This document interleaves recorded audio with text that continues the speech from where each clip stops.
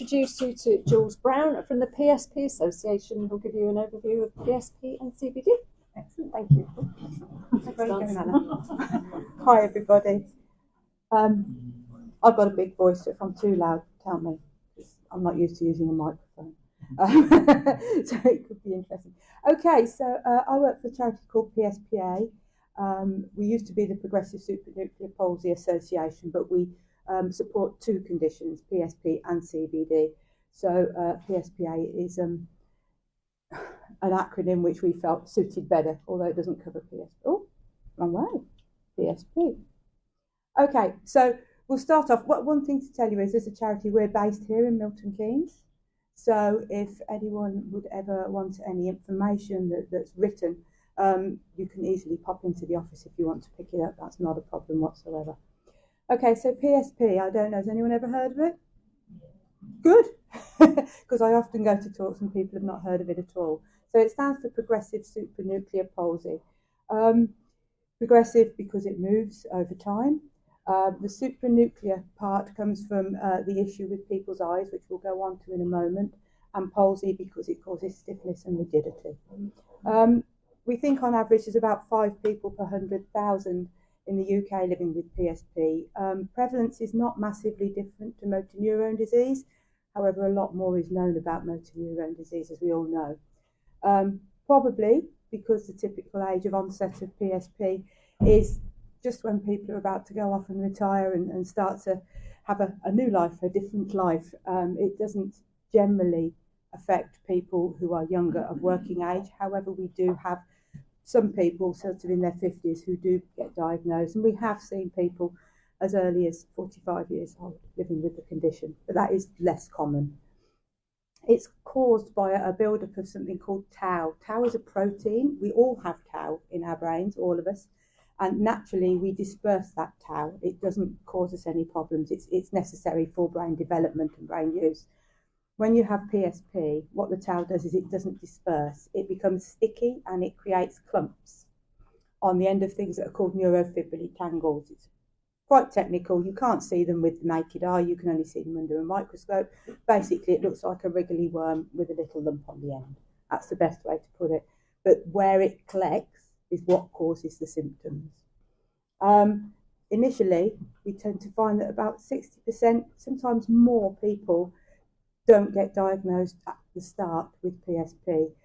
Typical misdiagnoses are Parkinson's disease. For some people, maybe stroke, and sometimes they debate between motor neurone disease, PSP, MSA.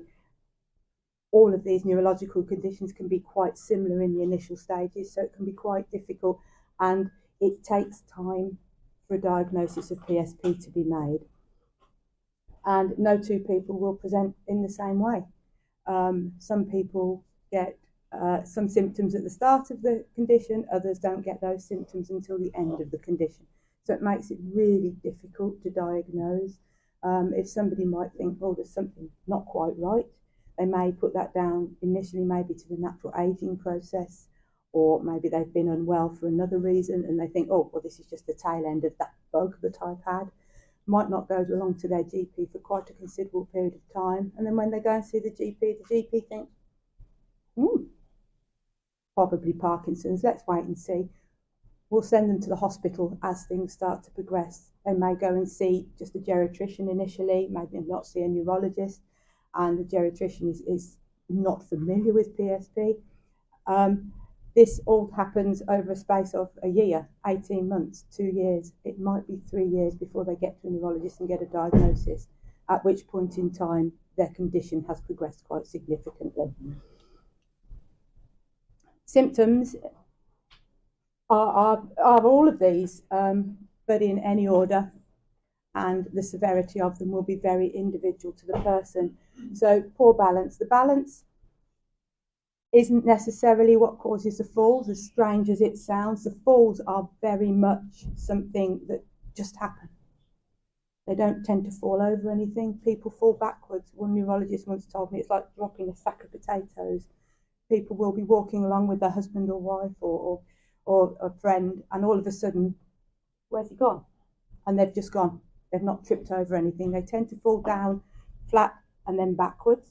Some people do fall forwards or sidewards, and it doesn't mean they can't trip over anything, but generally the falls are completely, they're not prepared for them. There is no effort made to save themselves when they fall down. This in one way is a good thing because we tend not to see people with the broken wrists that you get when people fall over.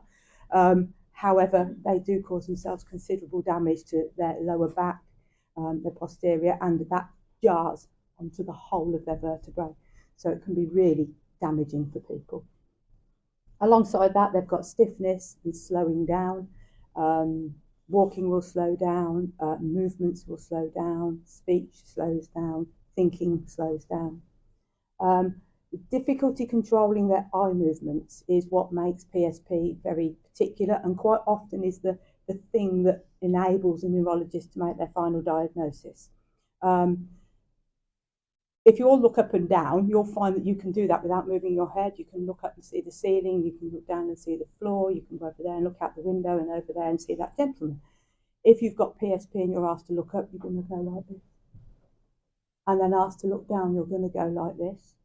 But your eyes are going to come down slower than your head. Eventually what happens is somebody gets a very fixed gaze, almost a tunnel vision. They can see straight ahead of them, but not the periphery. This causes problems with reading, significant problems with eating. As you can imagine, it's really difficult if you try eating with your eyes closed. You'll spill your food all over you. It's like eating in the dark, you miss your mouth. And that's what happens to people because they're looking there and the food's coming up here. So it can make it a really difficult thing for them. And that affects their dignity as well as their ability to do what they want to do.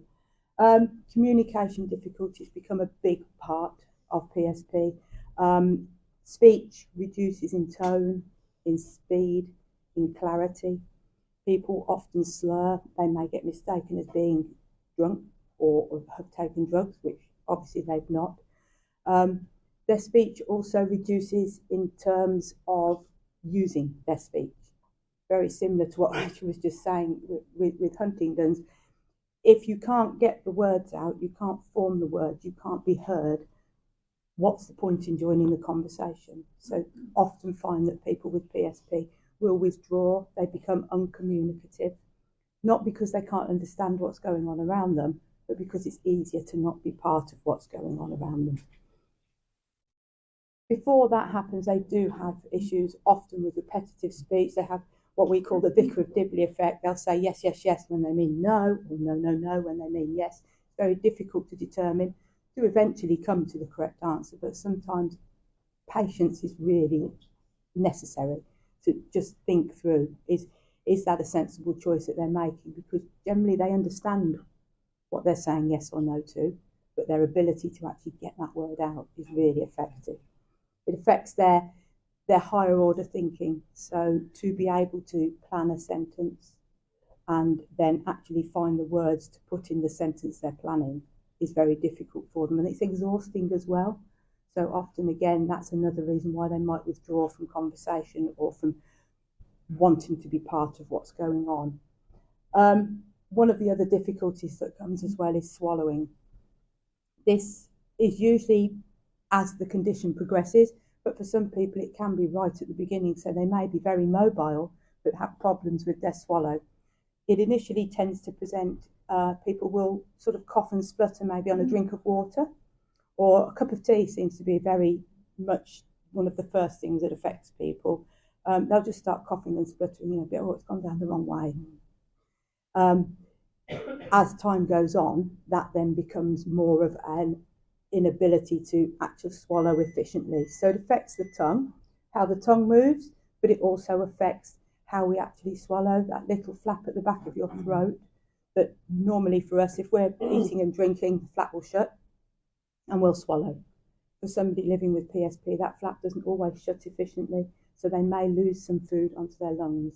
So that's where the risk of aspiration pneumonia is very high for people with PSP, and swallowing is something that needs to be looked at right at the early stages, probably before it's actually starting to affect the person.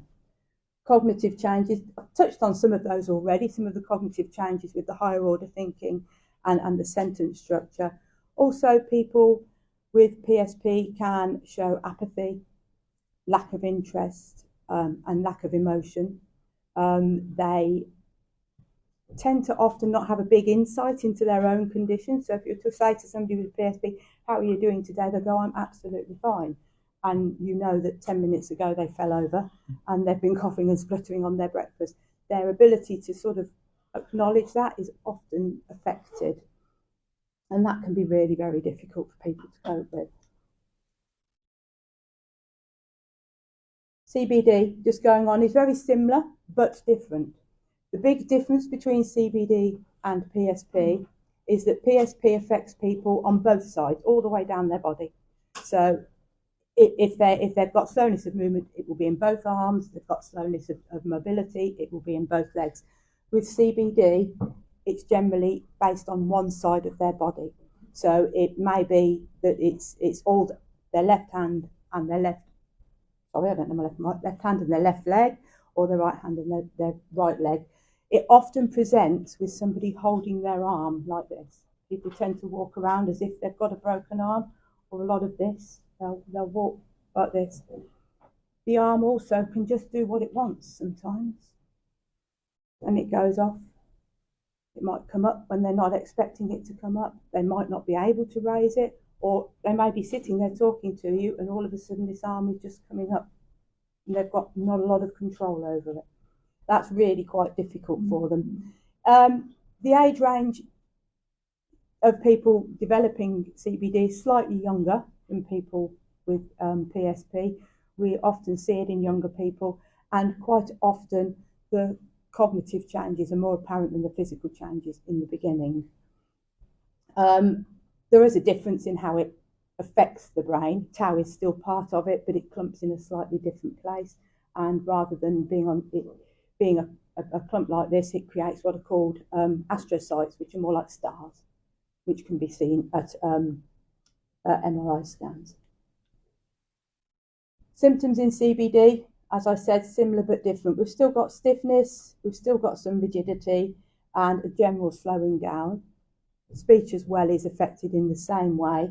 However, there are problems with clumsiness, the alien limb, as I described, and that can also have give some issues as well with actually picking things up. So they may have a cup of coffee in front of them and they'll just keep missing it. I'll just keep missing it. That can be one of the initial things that people notice.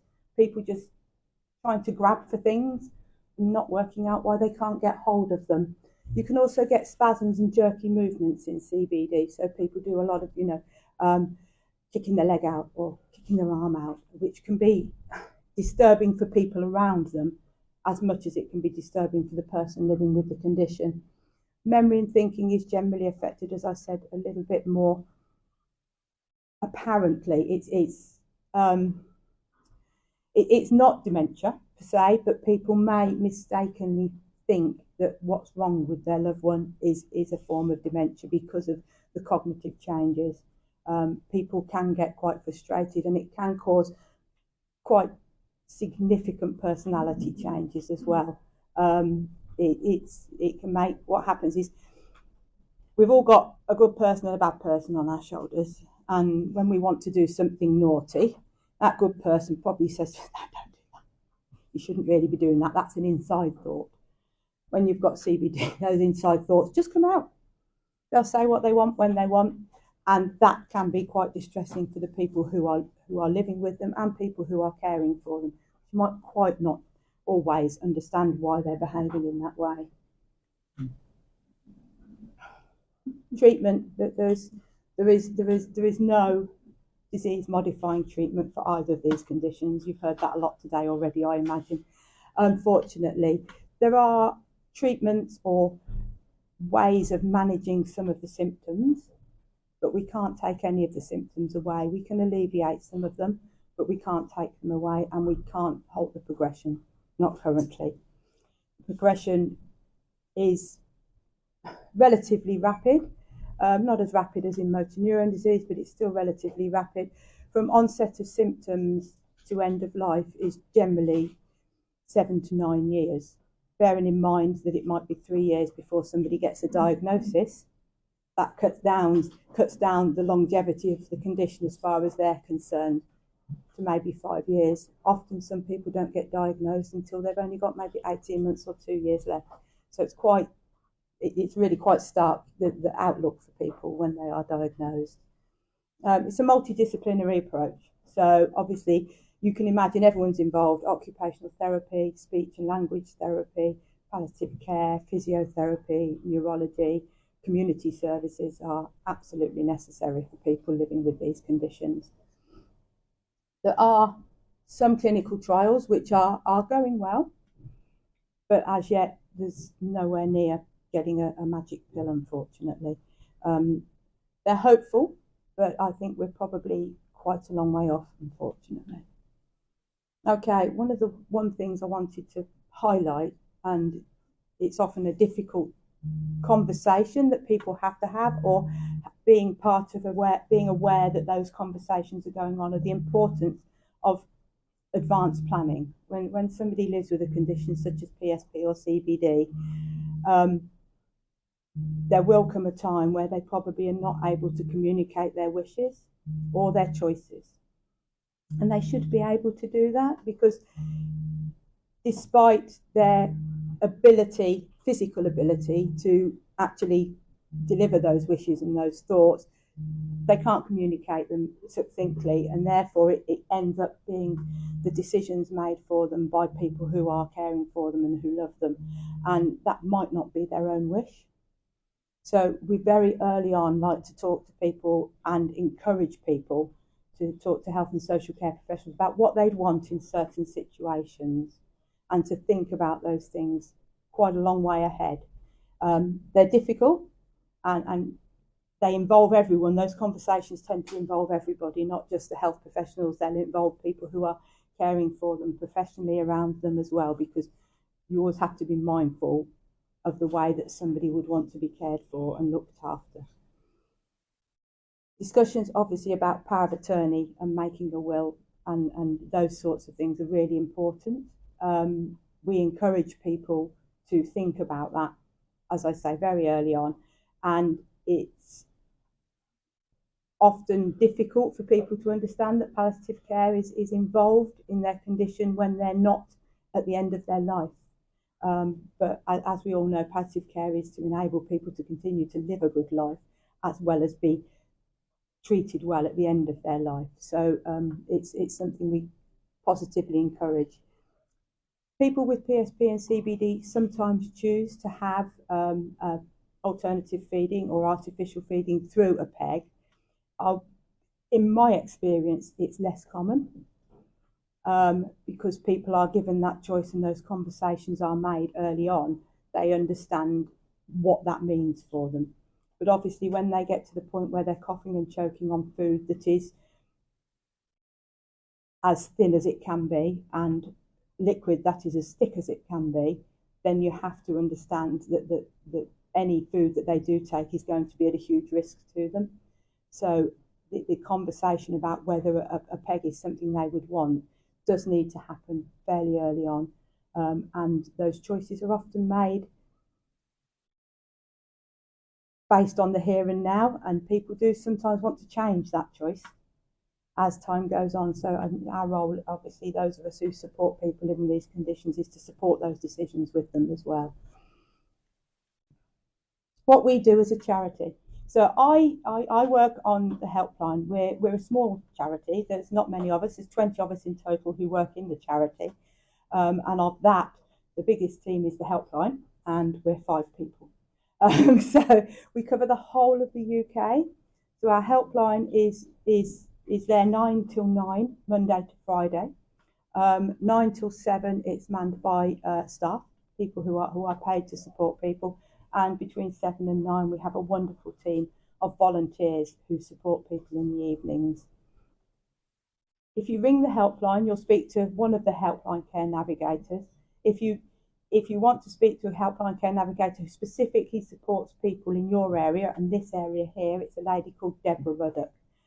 Deb's on holiday, or she'd be here talking to you today herself. So I've come along. We offer as much support and information as we're able to do over the phone. We can make referrals, we can support people in contacting health and social care professionals. Obviously, we do a lot of things like talking through social service assessments, carers assessments, supporting people to look at and decide whether they're applicable for non-means tested benefits. We don't go as far as advising people on means tested benefits because you need to be able to see somebody and actually talk to them over a long period of time to do that. We have information on all the symptoms that can occur, and we will talk through with people about those symptoms and how to manage those symptoms. We not only take incoming calls, but we do also keep in touch with people in our own areas over a period of time to build that relationship of trust and hope that they would know they've got somewhere to go when they need to have a conversation. We offer various services as well. We do quite well for a small charity, thankfully. We offer funding towards voice banking. Voice banking is something that people with PSP and CBD may choose to do. I don't know if you're familiar with voice banking, but it's where people read a series of sentences into their computer and then a synthetic voice is created that can be used through a computer or a phone or a tablet for people to continue to communicate when their voice is no longer working. If I'm honest, it has a time limit for people with PSP and CBD. People with CBD seem to be able to use those synthetic voices for a lot longer than people with PSP, because obviously the cognitive changes, the slowness of thought, the ability to actually use the piece of technology to get their voice out of it can be quite difficult for people. But it offers them a hope, and even if they only use it for 6 or 8 months, then that's 6 or 8 months of communication they wouldn't have had beforehand. I heard somebody ask about grants down here in a similar way to what Rachel was explaining. We have a support grant as well, as is £250. We can stretch it slightly if necessary, and that's towards anything that isn't provided by statutory services. We fund quite a lot of things like tablets and iPads for people to use with their voice banking, which is really nice. Also, we've funded a lot of BioZoom. I don't know if anyone's come across BioZoom, which is fantastic. So it's a machine that creates foam which is flavoured. So if you are unable to swallow anymore and you use a peg, but you would still like to get the experience of flavour and of food, BioZoom can be really good. Yeah, it's fantastic. Have a look it up. It's really good. It's not a particularly expensive item, but it enables people to still get that flavour and that experience without any danger of them choking on the flavour, which is really quite good. BioZoom, BIOZOON, BioZoom. Yeah. I'm not on any commission. I don't work for them. I just think it's a wonderful thing, and it's really wonderful if somebody's at the end of their life to still be able to give them an experience. I think it's a really nice thing to be able to do. So our support grants they're there to enable people to live the best quality life they can. We also provide those support grants to carers as well and family members. So we've done all sorts of things. We've paid for people to have their beds brought downstairs because they couldn't get them down, and they're both in their 80s. We pay for taxis to support groups. We've paid for massage for people to enable them to just experience that. So you can think out of the box. There's not a lot we wouldn't say no to. Obviously, we don't, unfortunately, we can't support people with cost of living problems, I'm afraid, because that would be an open door that we could never shut and would be quite difficult. We have support groups. A lot of our support groups are online over Zoom. During the pandemic, we had to go that way. And we've actually found it's worked in our favour to a certain extent, because often attending one of our support groups was very difficult for somebody who could no longer mobilise, get in the car, for their carers to get them in the car, out the car, into a venue and back again is quite exhausting if you're in your 70s and you're trying to do that for your husband or your wife. Whereas if you meet on Zoom, they can be asleep in the chair next to you, it doesn't matter. You can still carry on, and we've found that people have been far more responsive to that than we ever imagined they would be. and it's worked really well. We have some fantastic carers support groups. They're once a month in an evening. We have somebody who facilitates them, so as a subject to start the ball rolling and get people chatting. But it's a really safe space for people who are caring for somebody who excuse me, no longer communicates with them and doesn't particularly want to take part in what they're doing. To be able to talk to other people in a similar situation, and they can be honest and open with each other and know that everybody in that virtual room understands what they're talking about. So they're really worth suggesting to people. We have various other groups. We have groups which are specifically for people living with CBD. Sorry. We also have newly diagnosed groups. So if people have been very recently diagnosed within the previous 6 months, they can come along to a series of 6 sessions with health and social care professionals, getting an opportunity to learn more about their condition, to ask questions, but also, again, to be in a situation where everybody else is in the same boat. And people find that that's really helpful for them. And we have a men's carers group as well. So a bit like Men's in Sheds online. And that's gone down really well. Really, really well. A couple of guys requested that they'd like to do that. Although men's can go to the other carers groups, they're not ladies carers groups. But that's gone really well, and we found that it's been a really safe space for those men to talk about their caring issues, which to them maybe are slightly different to the caring issues of women. These are in no particular order, by the way. Research, obviously we fund research. We're the only charity that funds research into PSP and CBD. We do a lot of our funding and a lot of our work alongside our partner charity in the States called Cure PSP.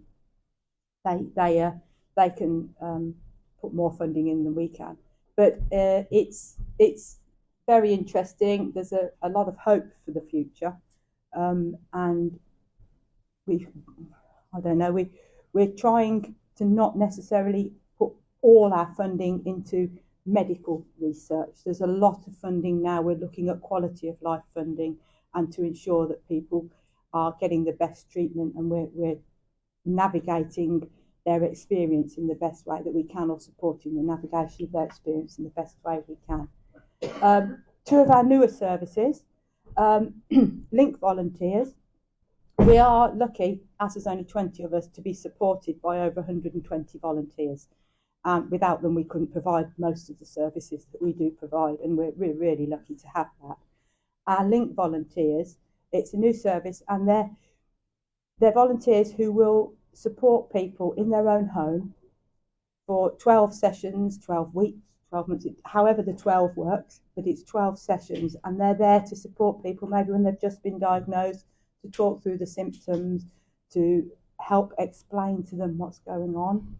Also, they're there for people, maybe a carer maybe in some crisis and really struggling, and a once a month carers group just isn't enough for them to talk to somebody who's familiar with the condition. So again, a Link volunteer could support them with that. Or for people maybe who are isolated. We do have people who are diagnosed who live alone. That's really very difficult for them as their condition starts to progress. And they can feel very isolated, very lonely. And again, speaking to somebody who just understands their PSP or their CBD can be really refreshing. All our Link volunteers have had their lives touched in some way by either of these conditions. They may have been a carer for somebody. They may have been a family member of somebody who was living with a condition. And we do have some health and social care professionals who want to do this role as well, which is really helpful, really useful. And we also have another new service, which is our online exercise sessions. And that's with a team called Neuro Heroes. They're wonderful. It's a group of, I think there's 6 or 7 physiotherapists. They started off offering online exercise sessions for people living with Parkinson's. In fact, I still think they continue to do that. But they're now doing PSP and CBD specific sessions for us. So people can join that at any point in their progression. So if you can't stand up and walk, it doesn't matter. You can still access Neuro Heroes. You know, if people can just move their arms slightly, it's adapted to the people on the course. I think there's 6 or 8 people on each course, and the guys from Neuro Heroes actually assess people before they start to make sure they've got people all of a similar ability at the same time, to make sure. And the person, if they have a carer with them, albeit they're a carer whose husband, wife or son or daughter, or maybe a member of a care team who are supporting them, they can join in as well and support them and help them with it. So it's a really positive thing, and we've been oversubscribed the first 2 sessions that we've put up, but we've got another one open now, so that's really positive. As far as support for health and social care professionals, obviously the helpline is available to anybody. So if somebody's got a question, I'm visiting Ted and this is happening, is that what I should expect? Absolutely, we're more than happy to answer those questions, as well as questions from carers or people living with the condition. We have literature written specifically for health and social care professionals. All of that is available on our website. As I say, if you're in Milton Keynes, you want to pop into the office, we're on Midsummer Boulevard. We are just down from the job centre, just down from Marks and Spencer's, not very far at all. We're happy to hand that out. We offer an annual PSPA study day, so similar to this, but it's a whole day about PSP and CBD. They have been online for the last couple of years following COVID, but we're hoping this year to do a live study day, which is very exciting.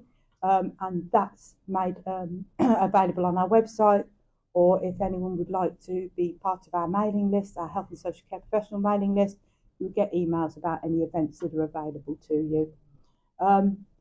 Something that we're really quite proud of is we have some guidelines to support people when they're going through the continuing healthcare assessment process. We all know how difficult that is. And sometimes you might find that the assessors have never come across PSP or CBD before. So our guidelines are written specifically for people to consider what might be a PSP or CBD symptom that they can consider within the remit of all the domains. And we've had some excellent feedback, and we've even had CHC assessors say to us, I wouldn't have thought of that, and that made the difference for me as to whether I awarded or didn't award. So it's always worth knowing that if ever you're at that point in time, or you're involved with somebody who's going through that process. Obviously support for regional events, such as myself coming here today. We, as Helpline Care Navigators working on the helpline, we are able to provide presentations such as this. We also do education for care teams and care home staff if necessary as well. Quite often, if somebody with PSP or CBD is going to move into a nursing home or a care home and they've not had a resident living there with it before, they might contact us and say, could we do a short education session? We've got education sessions specifically aimed at that particular demographic, and we can go along and do a 25 or 30-minute session. We often do it over Teams because that means that people don't have to worry about where they are. People can do it when they're not necessarily on shift. And we can offer multiple sessions to enable people on different shift patterns to take advantage of that. So that's always worth thinking about. So that's the dedicated point of contact. Regional events. And we have an e-news. If anyone is interested in receiving that, you can just go onto our website and click on our Join Us button. That's not a problem, or I will be hanging around a little bit afterwards. So if you want to give me your email address, then I can easily add you to that e-news. We have an interactive resource. I haven't made this live because every time I put it on a presentation, it doesn't work. Every single time. It's worth looking at. If you go to the professional tab on our website and you go down, I think at the bottom it has HSCP guide. You go on there, it's really useful. It's got lots of information. It's got extra reading if you're interested in looking at that. And you can actually make a tailored guide to the person you're supporting based on the symptoms that are affecting them the most, which you can either keep online or print out. Really useful. really good, and I would suggest having a look at it. And there we are. We have one number. That's the number that gets you through to the helpline. As I say, you may speak to any of us, but obviously in this area, it's best if you want to speak to Deborah, then give her a call. She works Monday to Friday, and she's always available either by email or by phone number. And please do pass that on to relatives and carers if needs be, because I think people are often scared of ringing a helpline because they think they should need help. We've spent many years toying with what else we call it, and we can't think of anything else that's better than what we've got. However, I think it's a slight barrier, and we want to encourage people that if they ring us, they are literally ringing to join a community. The most important thing we do is to provide a listening ear to people who are really struggling with their caring role, or people who are really struggling with their diagnosis. And they have the pleasure of speaking to people. I don't know what it's like to have PSP or CBD, but I have an understanding because it's all we do. And I think that for people, when they do actually ring us, they're quite relieved that they've actually spoken to somebody who's heard of it. You know, we're sitting in a room where a lot of you said, yes, I've heard of it. I've been to rooms of health professionals where only one or two people have put their hand up. So you can imagine the isolation that people feel when they have that diagnosis and their GP says, I've got to Google that. It's really quite difficult. So it's talking to people like yourselves who then move that awareness on that is going to mean that more people know about this in the way that they know about some of the neurological conditions. That's it. Thank you very much.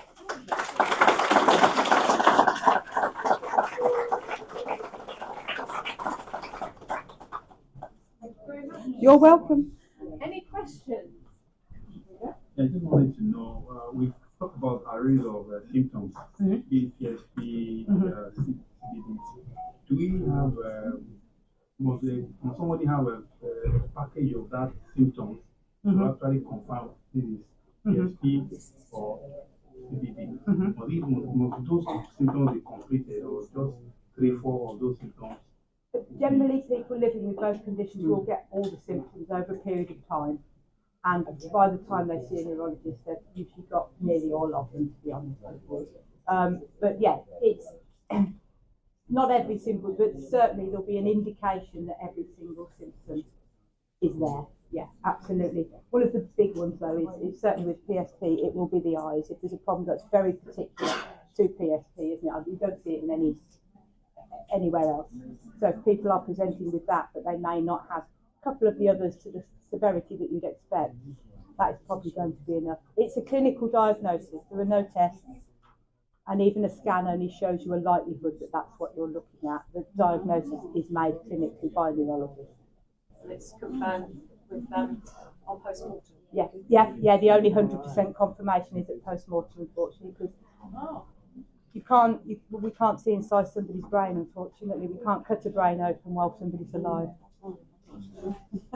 Yeah, some people have a good idea, wouldn't it? And you've got some really good red flag guides. Yes, absolutely. Yes. So if you come across somebody and you think, oh, they've got some of those symptoms that I heard Jules speak about, we've got some red flag guides. So it's 10 symptoms which you could be looking for, and the suggestion is if you see 50% of those symptoms, you should be saying to somebody, you need to go to your GP.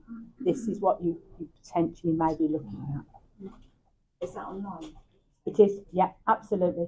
Everything's on the website. Yeah, but if you want to leave an email address, I can email you out anything you'd like. That's not a problem. Yeah. Any other questions? And they're local. We are. We are. Thank you very much. Absolutely, you're welcome. Thank you. So,